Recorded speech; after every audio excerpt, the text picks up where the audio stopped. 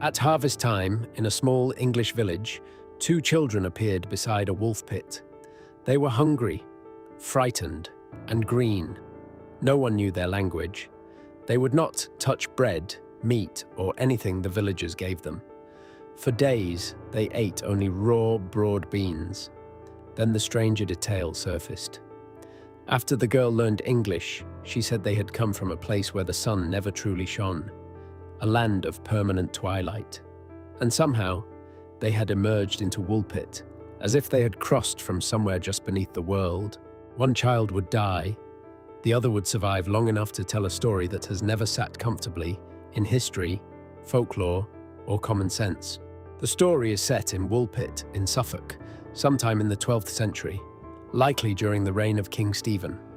It was an ordinary agricultural village, the kind of place where strangers stood out immediately. Its name likely came from wolf pits, deep traps cut into the ground. So when two children were found near one, the setting already felt wrong. Not a road, not a market, a pit. The case survives through two near-contemporary chroniclers, William of Newburgh and Ralph of Coggeshall. That matters, because even early on, this story arrived through retelling, not through records, testimony, or anything we would now call an investigation.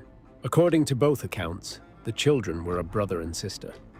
Their skin was green, their clothes were unfamiliar, and the sounds they made meant nothing to anyone around them. They were taken in and offered food. They refused all of it. Then they found raw broad beans. That they recognized immediately. That they ate eagerly. Over time, they began eating normal food. And as they did, the green color slowly faded. But the boy was sickly. He died either before baptism or soon after it. The girl lived. Eventually, she learned English. And when she could finally explain where they had come from, the answer only made the story stranger. She said their home was a place where the sun never fully rose. Everything was dim, twilight-like. In one version, everything there was green.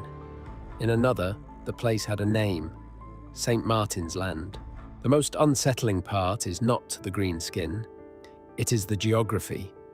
The girl described a nearby luminous land separated by a great river. Not heaven, not a far kingdom.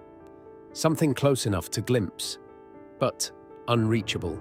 One version says the children were herding cattle, heard the sound of bells, and suddenly found themselves in Woolpit. Another says they followed cattle into a cave, got lost underground, and emerged into another world. That split matters, because the story changes at the exact point where it should become clear. Bells appear again and again in the legend, a sound guiding them, a sound crossing some invisible boundary. It is one of those details that feels too specific to ignore and too folkloric to trust. The surviving girl was said to remain in the household of Richard de Calne for years. One account says she was later considered bold, even impudent.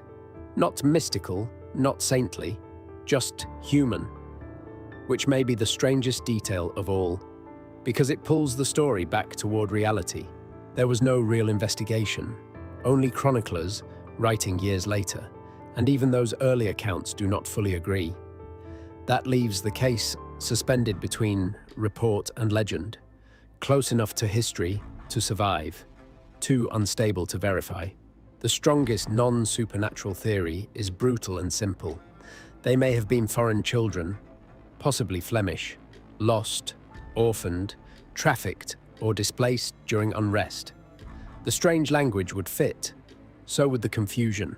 So would malnutrition severe enough to alter their skin tone, at least in the eyes of frightened villagers.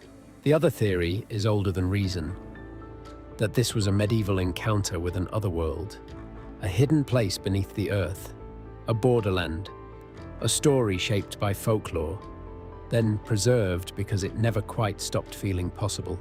Maybe the Green Children of Woolpit were simply two lost children whose suffering was misunderstood. Maybe everything strange came later, but that still leaves the central problem. Two children arrived where they should not have been. One died before anyone understood him.